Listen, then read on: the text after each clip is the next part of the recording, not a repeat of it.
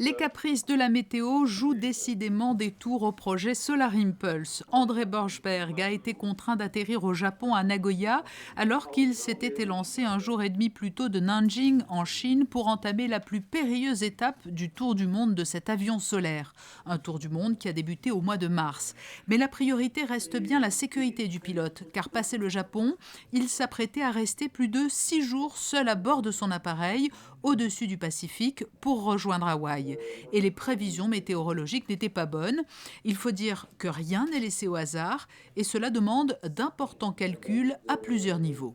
D'abord par tous les calculs de trajectoire, les simulations que font les ingénieurs d'Altran, tout ce que les météorologues ont mis en place comme calcul, de manière à pouvoir guider l'avion à la bonne altitude, dans la bonne direction, à l'intérieur de cette fenêtre météo de ciel clair, pour que l'avion puisse toujours recharger ses batteries la journée afin de passer la nuit en vol. Et puis, en cas de problème, c'est clair qu'il y a aussi toute la coordination des ingénieurs pour résoudre les problèmes. Et en cas de catastrophe, si le pilote doit s'éjecter, de coordonner les secours pour aller le rechercher. C'est clair qu'on est aussi prêt pour ça. Il faut être clair, il faut tout envisager, il faut être prêt pour absolument tout. Et nous le sommes.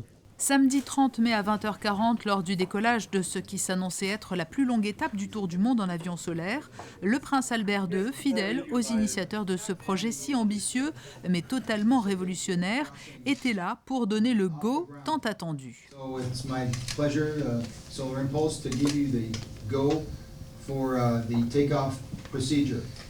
Thank you and have a great flight, André.